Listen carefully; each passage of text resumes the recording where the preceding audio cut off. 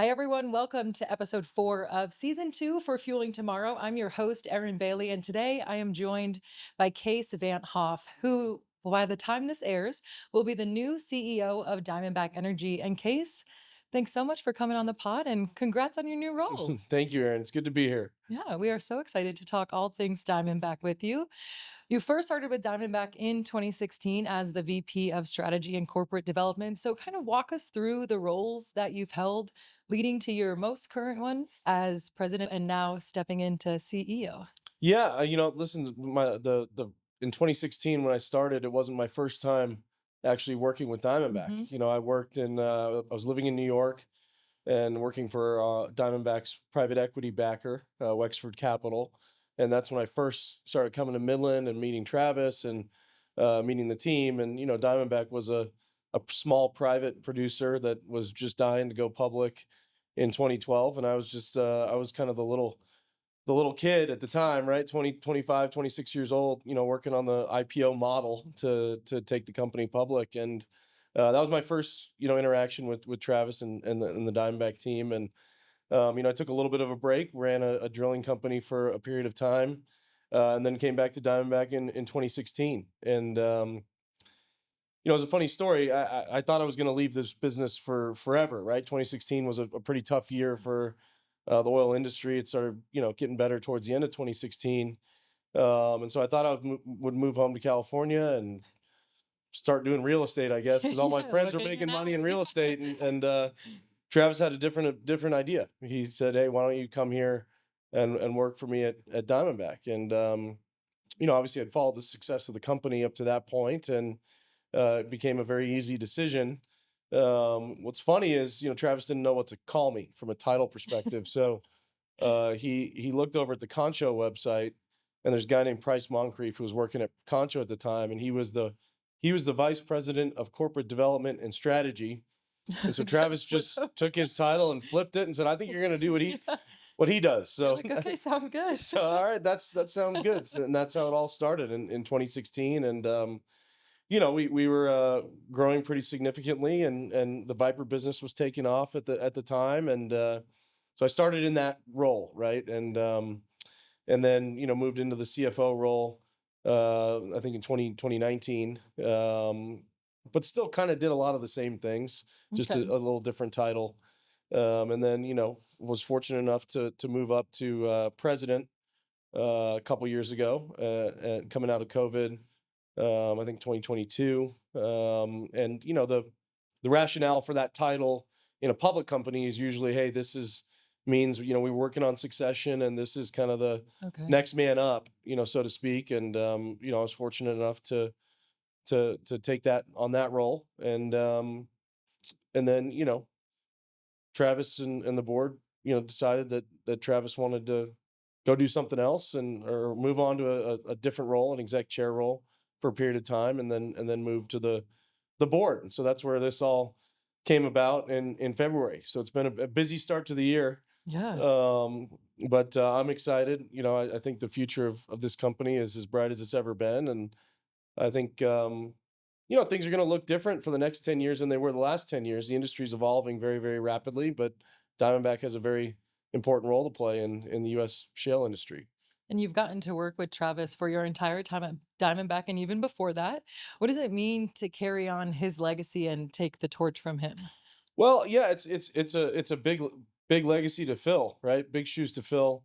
I think we've talked a lot about it. I think it's important that we're different people. We have different ways of doing things. We have different ways of managing people and events and issues. But our North Stars are very very aligned, right? We've been through the foxhole, been in the foxhole with each other for 8 years now. We've seen a global pandemic. We've seen, price wars. We've seen, lots of deals, lots of highs and lows. But I think through it all, we've been very, very aligned on how we see growth and the strategy of the company. And so there won't have to be a lot to change on strategy, right? I think it'll Mhm. still will be who we are, which is a low cost operator in the best basin in the world, and we'll be around for a long time. I think the goal for me is to build on the success that Travis is leaving, with all of us continue the growth of the company. And as you guys have been working towards May, has he given you any advice or words of wisdom as you get ready to transition into CEO? Not nothing formal yet, but we've been, like I said, we've been airtight for years now. So it's not like, he's also had the kind of the foresight and the humility to allow me to actually take on a bigger role over time, right? A lot of CEOs in our business, in any business, tend to not give up much control or cede, time with investors or with employees. And Travis has made a concerted effort over the last couple of years to make sure, our investors who are the owner of the company know who I am, right? So it's not a surprise when the succession gets announced. And I think it's kudos to him and the board for having that foresight and allowing, me to take on a little bit of a bigger role over the last few years. And it's good when the investors reach out and congratulate you rather than act surprised, Yeah. which is so I think we handled succession as well as we could, and that's a testament to Travis. And as part of that succession, Jerry Thompson is stepping into the role of CFO for Diamondback. And you guys have worked together a lot over the years as well. What does it mean to have him as your partner as you go through this next phase? Yeah, I'm super happy for Jerry. We Jerry and I have known each other for a long time, but when Concho sold, we hired Jerry at the beginning of 2021, and I kind of joked around that I was going to give him the same title that I started with. So he got to start as VP of Strategy and Corporate Development, and he continued to grow within the organization and continue to have a bigger and bigger role throughout the organization. Obviously, he was integral to the Endeavor deal and the Double Eagle deal, all the deals we've done over the last 4 years. And yeah, we have an incredible team, not only on the management team side, but the whole company, right? I mean, I think that's the beauty of um, being in Midland, growing in Midland, all knowing each other. We all trust each other, Mhm. and I think that's a very unique culture in any industry, let alone ours. So Jerry and I, again, airtight, not a lot of daylight between us on big issues. Same with Matt, same with Danny, same with Chad now joining the team. So we have a very very aligned management team with a really good culture. And talking about deals, two notable ones that Deals. happened deals. You've done a lot of them. We have done a But lot of deals. but two of the notable ones in the last year were obviously Endeavor and Double Eagle. And why were those so important for Diamondback? Yeah, I mean, listen, the Endeavor deal will certainly be the largest deal we will probably ever do, right? There's not a lot of Endeavors out there Yeah. in the world to buy, and I think the beauty of the merger with Endeavor was, we're next door to each other, we're in Midland, we have this very similar asset bases, so, similar cultures. We could add the people, and one plus one equaled more than two, right? And Mhm. uh, and I think that's really important, right? That we were able to add a significant number of people to the organization and succeed in combining those two businesses to become a large cap producer in the U.S. And so that deal will go down that Super Bowl Sunday when the deal leaked, but we Yeah. already knew we'd already signed it. That will go down as one of the best days of my career. The best Super Bowl Sunday ever. The best Super Bowl Sunday ever. But now I think the key is, you have to continue to execute. It's a big deal. It's a big asset base. We have a great cost structure, and it's going to set us up very, very well for a long time.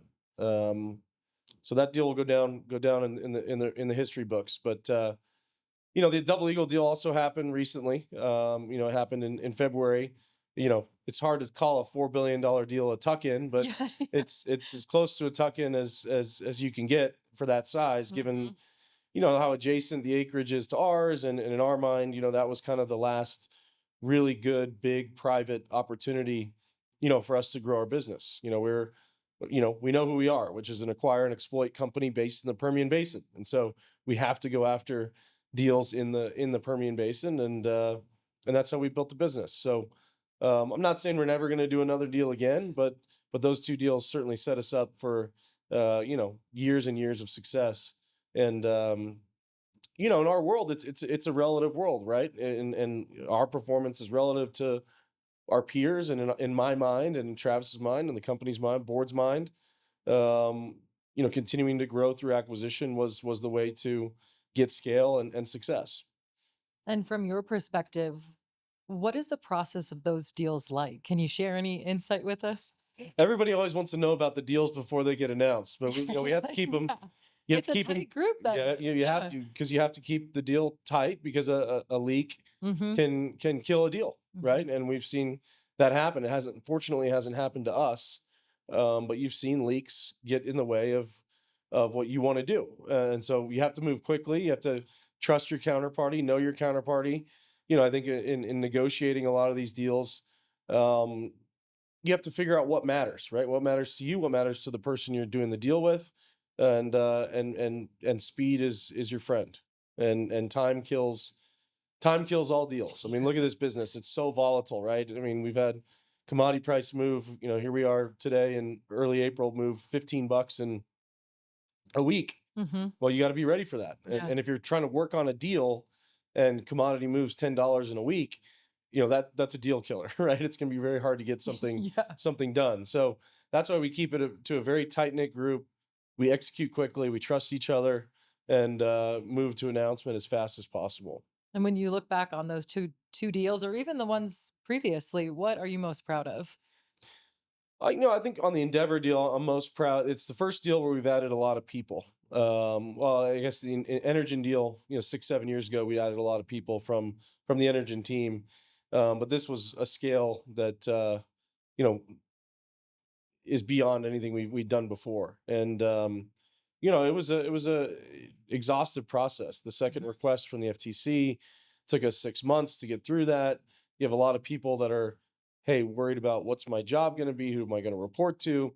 I'm just kind of proud of the organization for getting through all that, and now it seems like everyone's kind of, we're playing nice in the sandbox, right? We Yeah. were we were big competitors, and rightfully so. And now we recognize that, hey, there's some things that they do better than we did, and vice versa. And let's just build the best combined company. And that's what's happened. And looking at the rest of 2025 and over the next few years, what does the future look like for Diamondback or what excites you the most? Well, I think we know that there's going to continue to be volatility, right? Yeah. There's no such thing as no volatility in this business, and that's why we've built our business and our cost structure and our balance sheet to be prepared for big shocks. Mhm.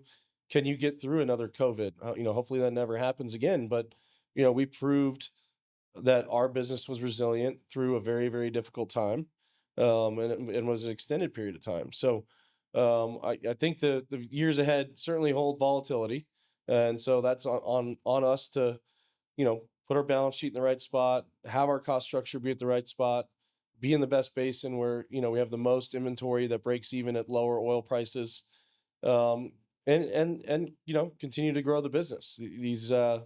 These bouts of volatility are where we've done some of our best work. Um, I don't think we need to jump at the first deal that comes our way here today. I think the best use of our time and capital is to buy back our shares when they're down as much as they are, in this little route of volatility. But um, we're built for it. We're built for it. So I feel, despite everything going on in the press, I feel confident that we're in a really, really good spot. And for employees or people in the industry that are like, "Oh my gosh, maybe a little nervous." What would you've been through this before, so what advice would you give them? It's all going to be okay. Yeah, yeah, time I heals. think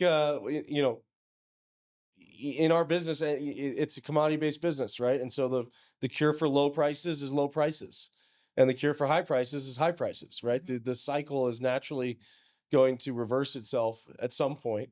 You just have to have the confidence, and the balance sheet, the cost structure, the hedges, the cash flow to survive it. I saw your podcast with Secretary Evans Mhm. last week, and he spoke about a lot of the hard times in this business in the Yeah. 80s, and it's just the same thing today. It's just I think what happens today is that the cycles are a lot faster, um, and probably more severe, Yeah. which means always be ready.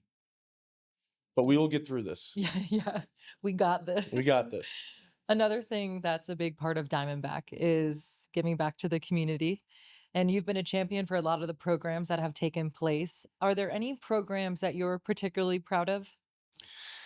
Yeah, listen, I think we sat down 5 or 6 years ago as a group and realized that we do have a voice, we do have a size and scale where we need to start doing more for the community, and I think everyone's been behind that, and it's been a rousing success. I think everything we do with education in Midland is probably highest on my list, right? I think the success of the Rolling Baristas program and watching them develop, makes it all worth it, right? Mhm. I sat there last week when we did the recognition day for them, and the market's crashing and everything's crazy around you, but you're watching these kids who we actually helped their lives and Mhm. could have changed their lives for the better, and it gives you a lot of perspective, makes it all worth it. Yeah. And as you look back over your time at Diamondback and your career so far, is there any advice that either you were given when you started out that stuck with you, or any advice you want to give to the generation that's coming up through the oil field now?